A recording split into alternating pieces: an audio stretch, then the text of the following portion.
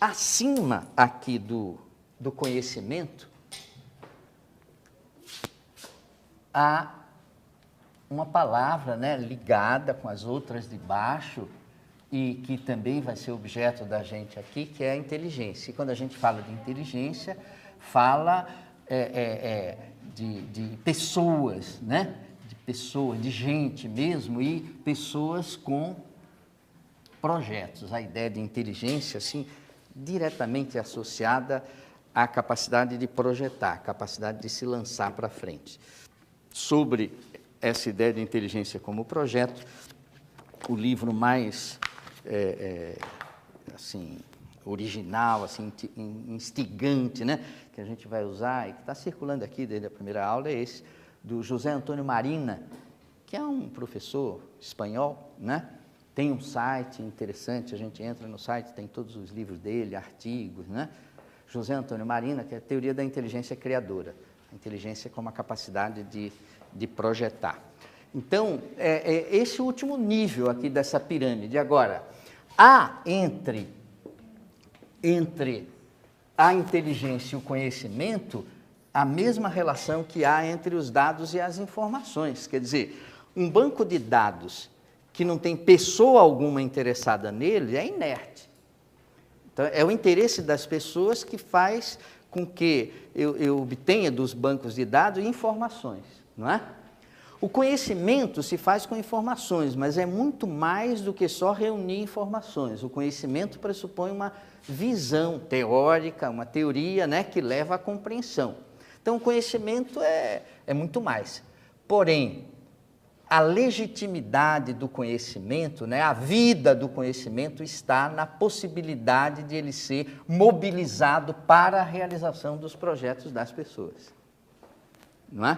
Quer dizer, no fundo e no alto estão as pessoas querendo fazer coisas e o que precisa ser construído na escola é o que quer que eu queira fazer, eu preciso de conhecimento. Não é uma questão de utilidade prática. Eu quero ser um grande pintor, poeta, não é? Tem que estudar, músico, eu tenho que estudar, não é? Então, mobilizar o conhecimento é a condição de possibilidade de realizar os projetos que se tem. Então, essas 4 palavras têm a ver com a disciplina, nós vamos conversar o tempo todo aí sobre as 4.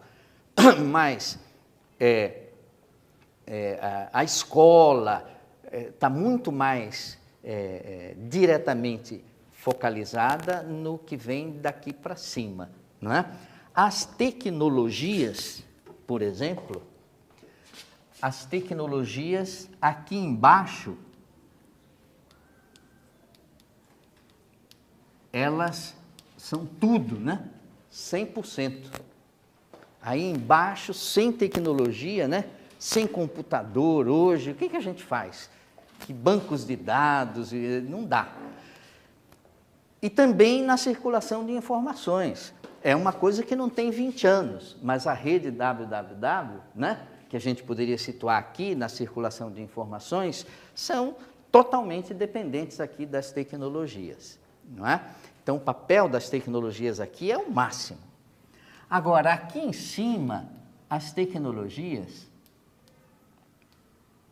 tem bem pouco para dizer para a gente, viu? Bem pouquinho, quase nada, tendendo a zero, né?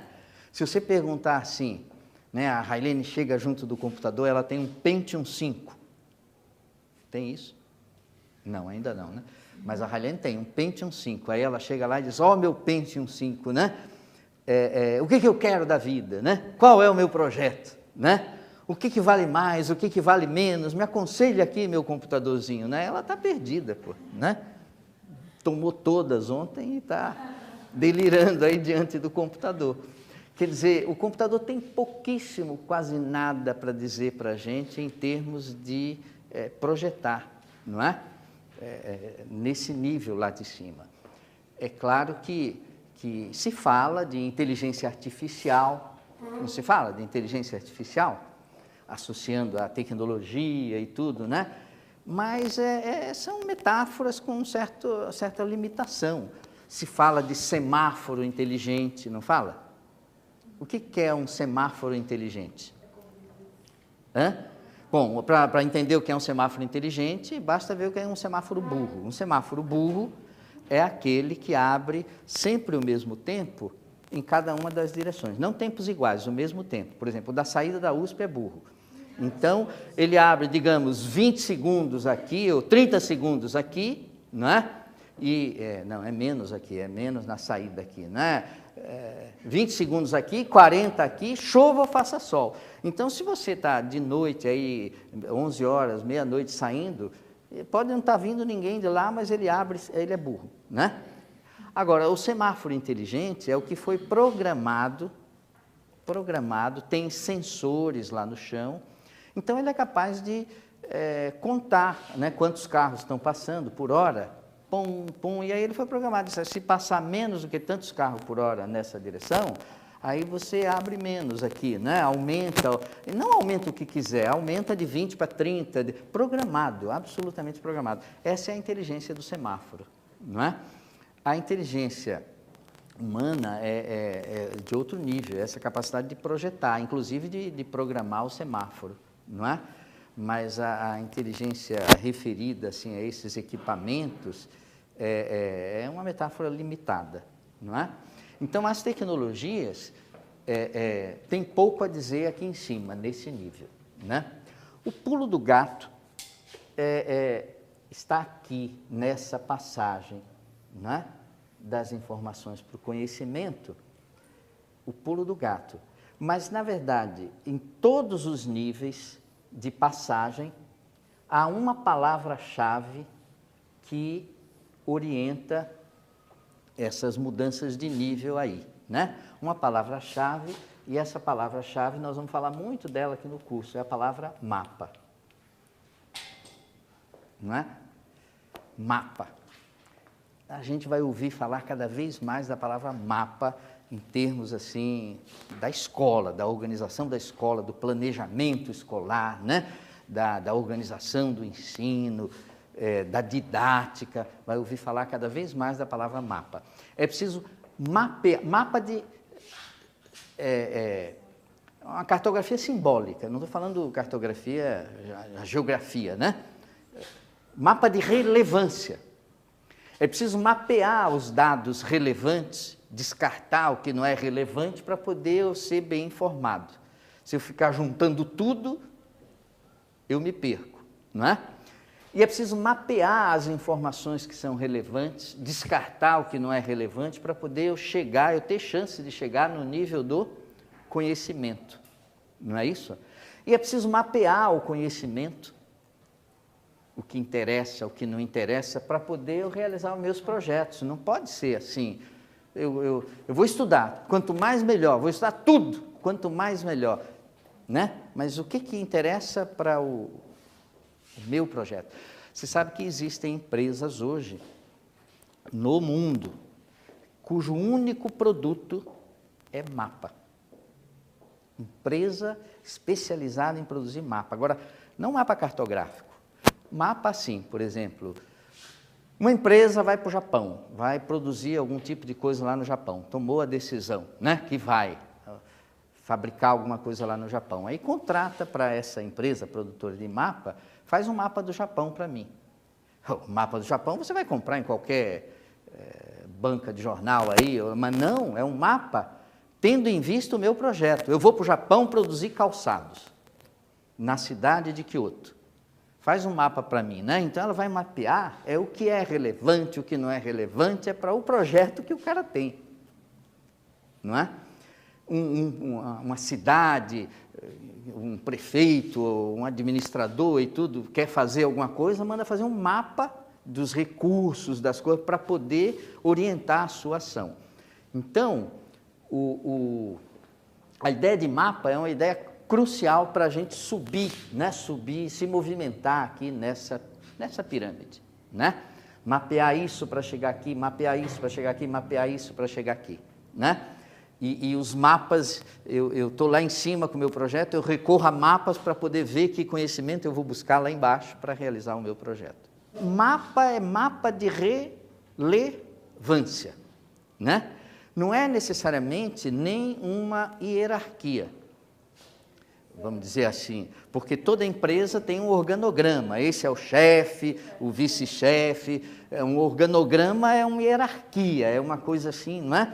Um mapa não é necessariamente isso, não passa por uma hierarquia. Em geral, no mapa você pode ir de qualquer ponto para qualquer ponto. Numa hierarquia você só consegue descer ali, né? É o de cima mandando no de baixo, não é? Mas no mapa é você pôr as coisas em relação. Hoje as empresas mais sofisticadas trabalham os problemas, as dificuldades, né? Os projetos, assim, todo mundo ao redor de uma mesa com um mapa da questão que está sendo examinada, às vezes uma maquete, uma coisa tridimensional, né? Mas é um mapa, representando concretamente, né? O que vale, o que não vale, e todo mundo falando, mas orientado por um grande mapa. Eu queria ainda chamar a atenção para uma coisa aqui, olha, veja que a informação, não é? Ela se mede. Se mede em quê? Qual é a unidade para medir informação? Bit, né? Não é bit? É isso que se diz, o bit é uma unidade para medir a quantidade de informação de uma mensagem. O bit é uma ideia, uma criação de 1948, de um cara chamado Shannon. Eu acho que é um N.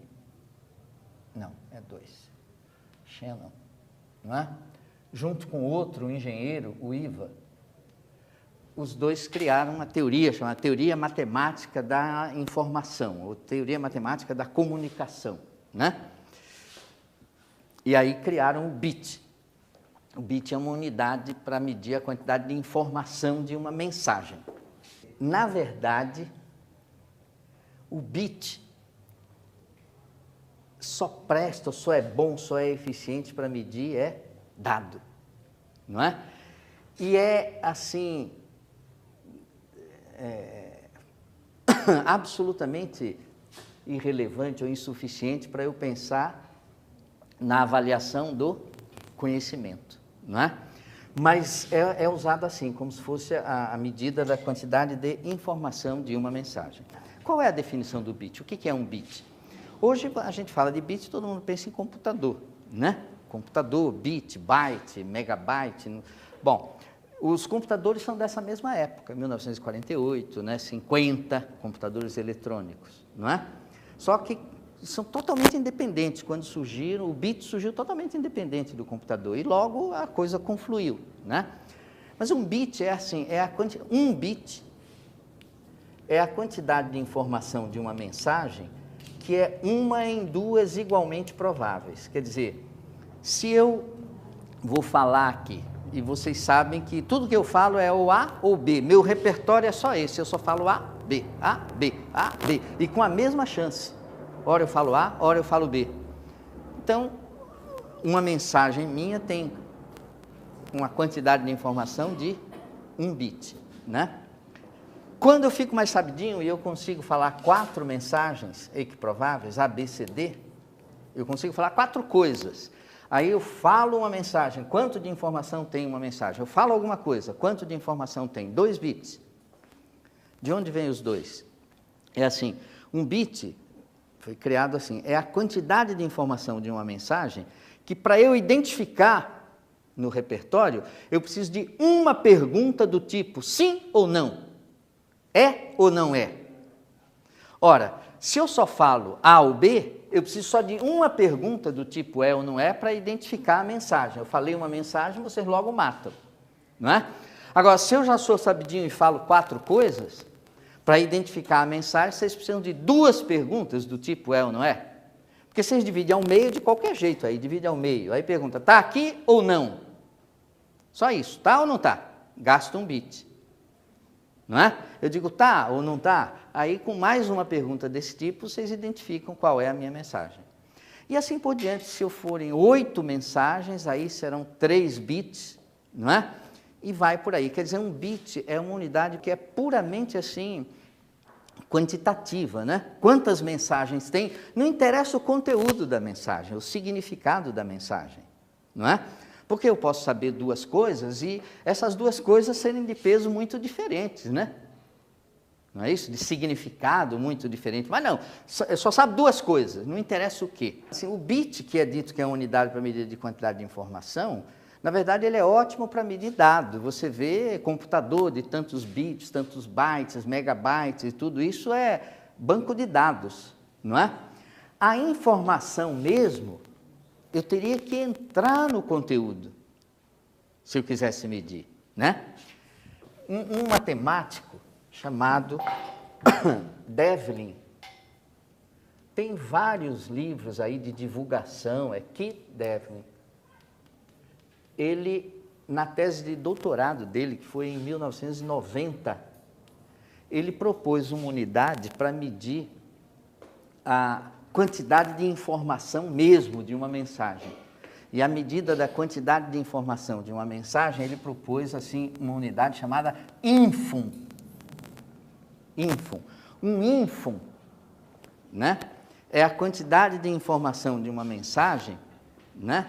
Mas um ínfon não é assim simplesmente um bit. Um bit, por exemplo, 0 ou 1, não é?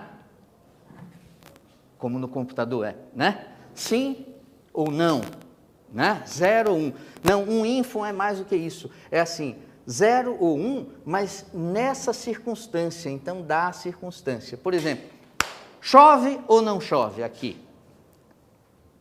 Né? Chove ou não chove? Então, parece que com um bit eu mato a charada. Chove ou não chove, né? Está aqui. Mas não, o ínfon é assim, chove ou não chove aqui, nesse local, nessa hora, né? Eu especifico a circunstância. Então, é sim ou não, mas num determinado contexto. Isso é que era a medida mesmo da quantidade de informação, né? Era quantos ínfons. Então, ele escreveu um livro sobre isso, só que até agora essas coisas não são utilizadas efetivamente na prática. Na prática, é o reinado do bit, né?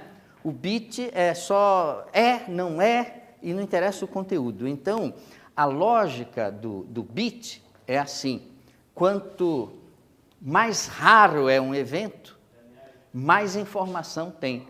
Porque quanto maior é o repertório, mais raro é o evento, né? Se o repertório tem só 2, o evento é frequente. Qualquer coisa que eu falo é frequente, né? Se eu tiver como repertório só falo uma coisa, não informa nada, não é? Agora, quando tem muita coisa para falar, aí tem muita informação no que eu falo. Então, a variedade é que aumenta a quantidade de informação, né? E a raridade na ocorrência de uma mensagem é que faz com que ela seja muito carregada de informação. Essa é a ideia. E isso é que move os programas de televisão, a mídia de um modo geral, né? Por exemplo, um cachorro mordeu um professor. Isso não dá manchete. Agora, um professor mordeu um cachorro, pronto, isso dá uma manchete terrível, né? Porque é raro, né? Nossa, um professor atacou um cachorro a dentadas. Isso é altamente improvável. Eu vou à padaria todo dia, aí eu vejo um molequinho na porta pedindo alguma coisa. Eu, de tanto ver aquilo, daqui a pouco eu já nem noto mais ou passo batido. Eu vou à padaria, chego lá, tem um marciano verdinho comprando pão. Aí eu, puxa, isso chama a atenção, né? Então, toda a mídia é movida por essa perspectiva de que o que é raro informa muito, não é?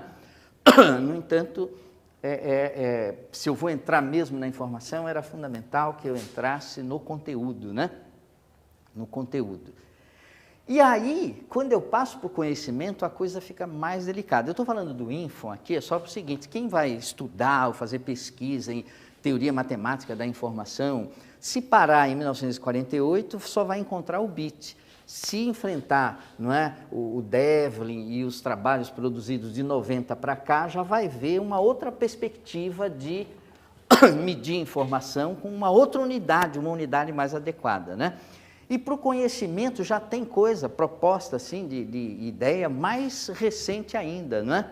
O conhecimento, além de entrar no conteúdo, se eu me metesse a medir o conhecimento, né?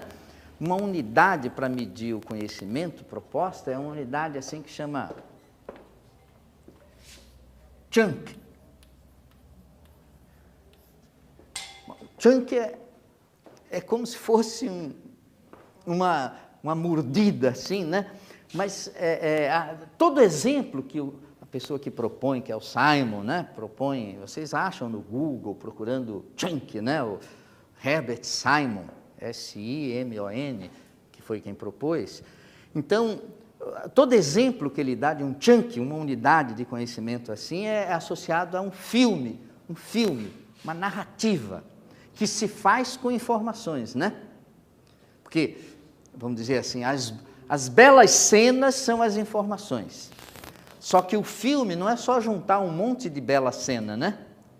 Tem que ter o quê? Uma narrativa, um roteiro, né? Um enredo, que é o que amarra e faz com que as informações deixem de ser efêmeras. Porque as informações soltas, elas morrem, nascem e morrem. Agora, quando você constrói uma narrativa, conta uma história, não é? Aí amarra o chunk é uma unidade, assim, de um pacote feito de informações, mas que conta uma história. Então, ali tem um conhecimento, né? Então, há o que pesquisar, estudar, né? Mesmo aqui, nos bancos de dados. De um modo geral, a sabedoria, nesse sentido aí maior que você está falando, é associada assim, ao conhecimento daquilo que tem valor, o conhecimento do que vale. A gente já viu até aqui que projetos e valores são coisas absolutamente casadas, não é? Se eu penso no conhecimento, mas não no conhecimento solto, no conhecimento daquilo que vale, daquilo que tem valor, né? E aí a ideia de sabedoria está mais associada a isso, não é? Não o mero conhecer, mas conhecer aquilo que é relevante, conhecer aquilo que vale, né? Em alguns livros você vai encontrar esse quarto nível aqui, não com esse nome, inteligência, mas justamente com esse rótulo, sabedoria, não é? Aqui em cima. O saber associado ao valor. Aqui estamos pondo a inteligência associada ao projeto, mas há um casamento indissolúvel entre projetos e valores, não é? Olha,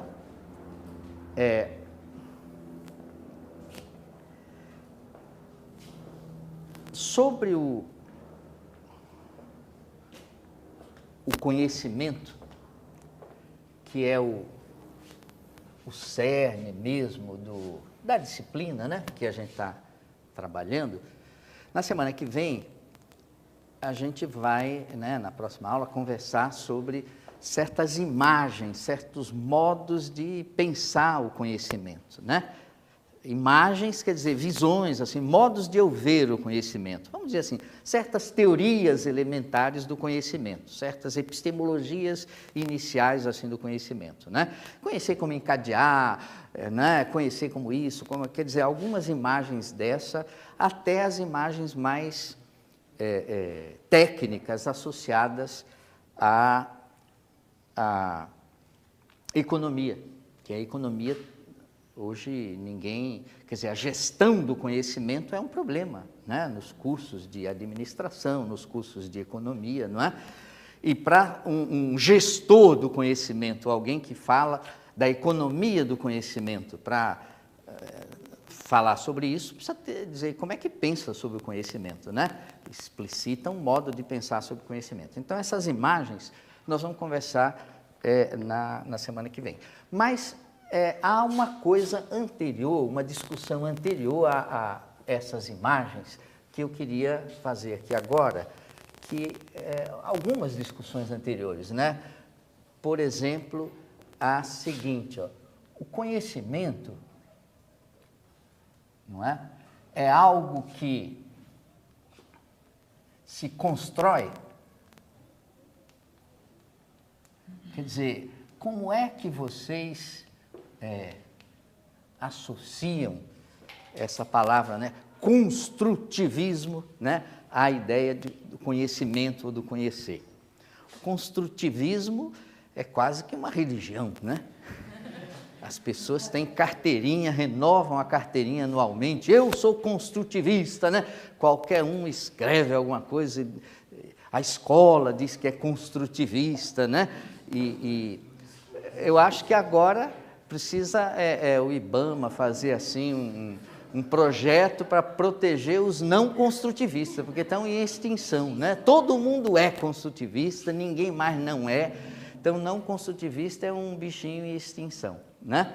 Então, vamos conversar um pouquinho sobre isso antes, né? Como preparação espiritual para essas imagens do conhecimento na semana que vem.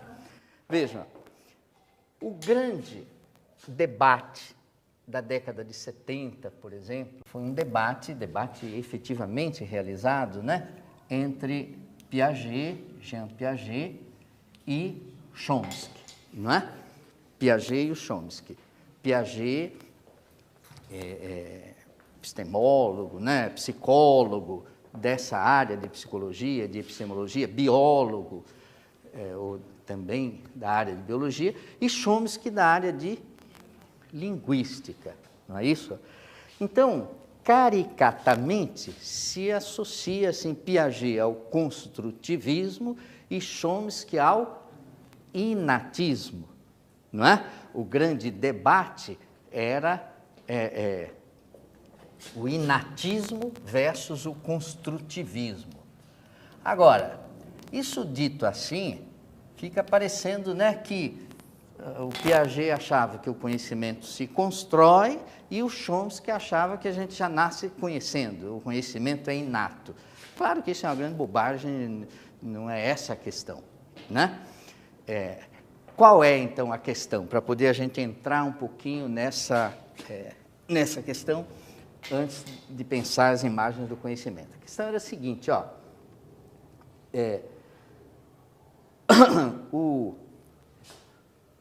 nenhum dos dois aqui achava que você nasce sabendo as coisas, né? Nem o Chomsky, não é isso o ponto. O conhecimento se constrói para ambos, né?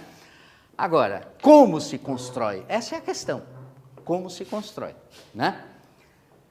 Piaget defende uma posição assim interessante de que que o conhecimento se constrói, não é? Na cabeça, as estruturas cognitivas são construídas, não é? De uma maneira mais ou menos assim isomórfica à organização das ações. Por exemplo, se eu quero fazer com que um aluno, uma criança, não é, construa, introjete assim a ideia de comutatividade, eu faço com que ela realize ações, não é, operações que são comutativas. Aí, vivenciando no corpo e tudo a comutatividade, ela vai construir a ideia de comutatividade, a ideia na cabeça, né? A mesma coisa com a associatividade, a transitividade, enfim. As estruturas cognitivas são construídas a partir de uma estruturação das ações, e uma estruturação das ações que é isomorfa à estruturação da cabeça. Aí o Chomsky diz assim, não é por aí, né? Sem as ações, a criança não constrói o conhecimento, as ações são necessárias.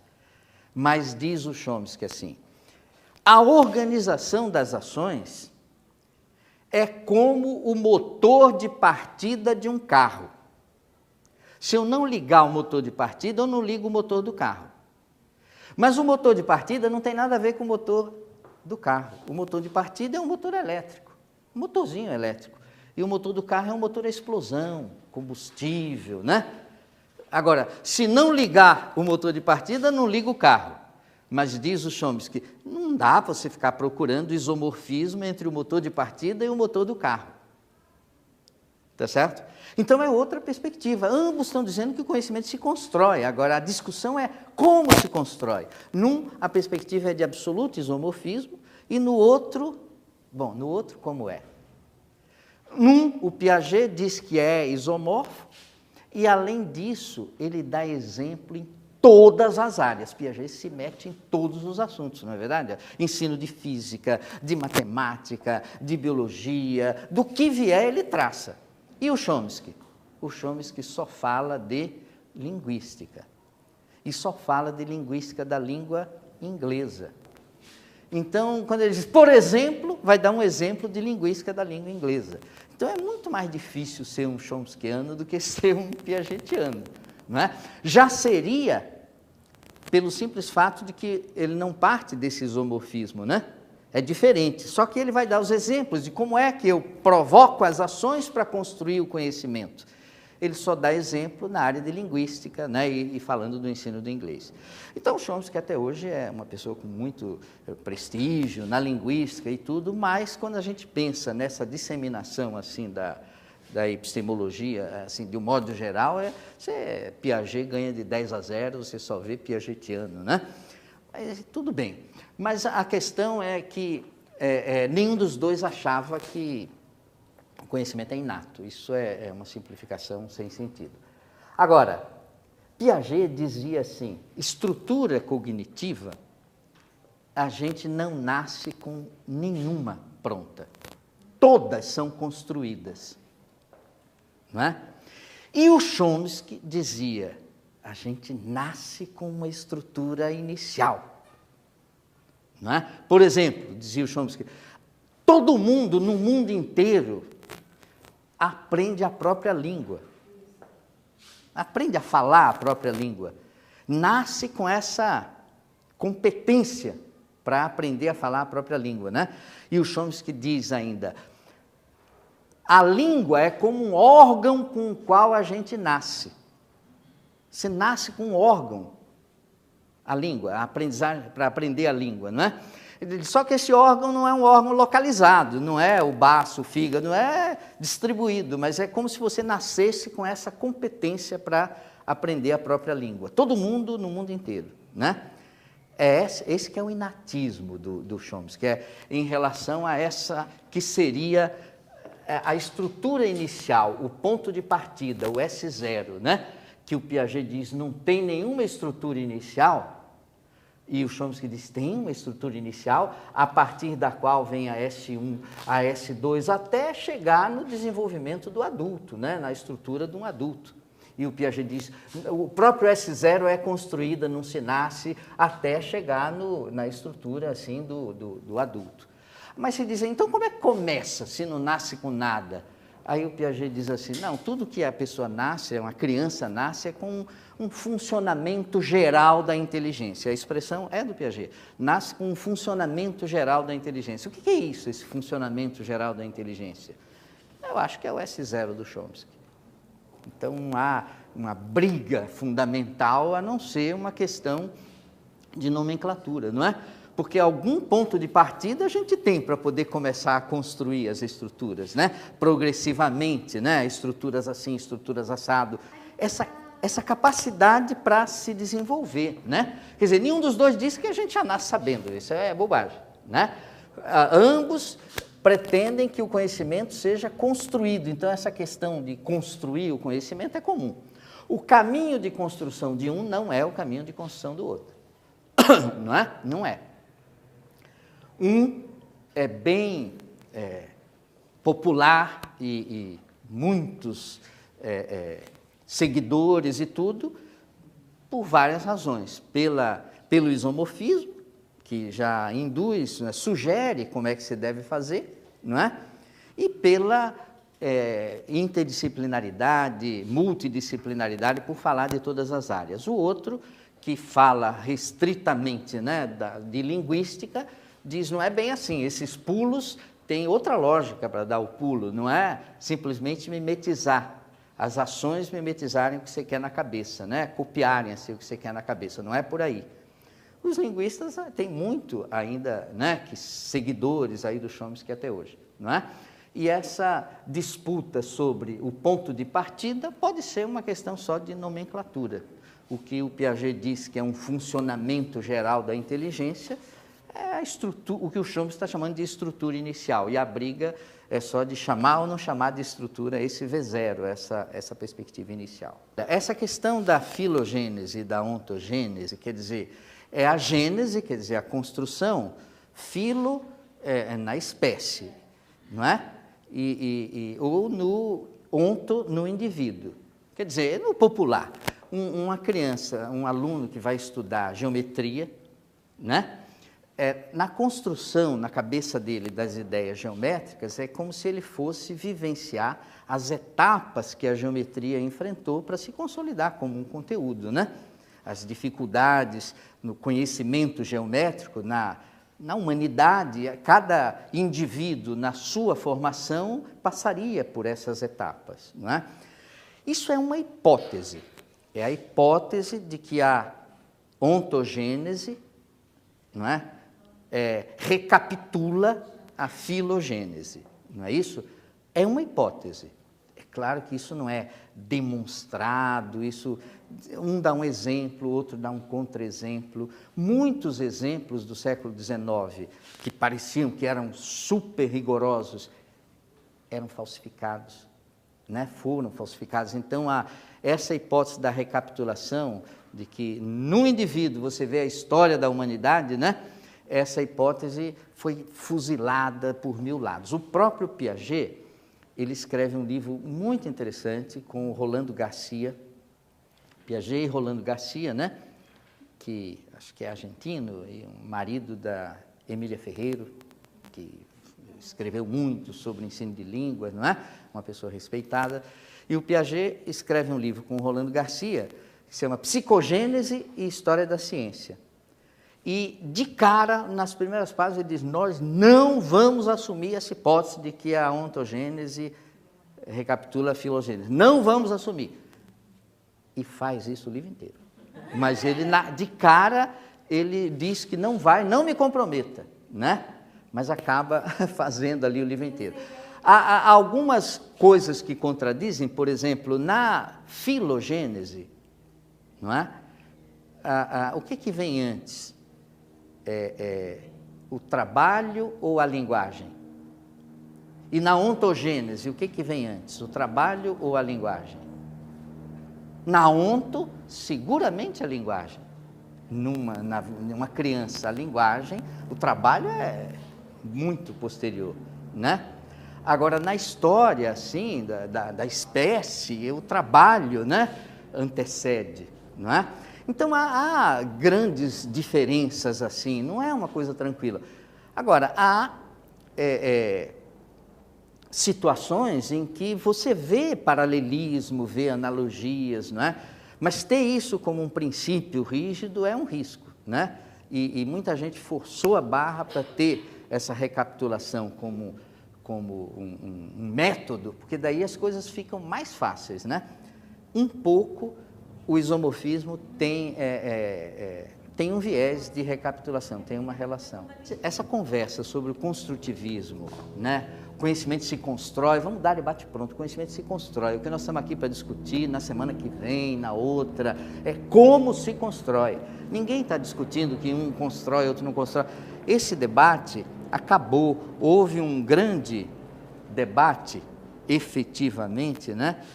No Centre Royaumont, em Paris, né? Um debate sobre o construtivismo e o inatismo. Esse debate foi realizado em 75, se eu não me engano, e foi publicado em 79, na França, né? Aqui entre nós um pouco depois. E esse debate está traduzido assim nesse livro, e eu... Teorias da linguagem e teorias da aprendizagem, o debate entre Jean Piaget e Noam Chomsky, tem na biblioteca, né? Mas tem esse... E aí se colocaram um monte de gente boa, só tem gente competente aqui, junto com os dois, Piaget e Chomsky, para discutir esse ponto. Isso que eu falei rapidamente para vocês, do motor à explosão, está tudo aqui trazendo o que está nesse debate, né? E esse livro levou uns 4 anos para ser feito, e a gente deve muito o Máximo Piatelli Palmarini, que é o organizador, organizado e compilado por Máximo Piatelli Palmarini. Porque o debate entre Piaget e Chomsky, né, a gente de fora não ia entender, pô. Então, o Piatelli Palmarini, ele quando vai iniciar uma discussão assim, ele diz, olha, presta atenção, esses caras agora vão quebrar o pau sobre isso. Eles vão falar isso, isso, aquilo, ele dá um norte. Aí você lê, até acha que entendeu o que os dois estavam falando. Porque o Piaget debatendo com o Chomsky, o Piaget não vai dizer assim, como eu escrevi na minha obra, não sei o que lá, ninguém vai fazer esse tipo de resumo. Já vai para o confronto diretamente de ideias, não é? E aí o organizador foi um mestre em clarear. Ele diz, olha, o que está em questão é isso. Aí faz um resuminho, né? No final dá uma limpada, então é excelente.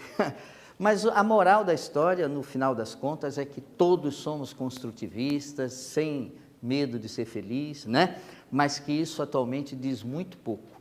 A gente precisa dizer como se constrói, qual é a nossa teoria, qual é a nossa visão sobre o modo como o conhecimento se constrói.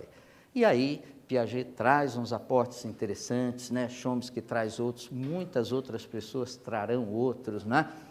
Popper, Polanyi e outras visões sobre o conhecimento e sobre a construção do conhecimento, né? Então, nós vamos conversar sobre isso, né? Ainda nas 2 próximas semanas, né? Entramos agora nessa etapa do conhecimento, na próxima e na outra.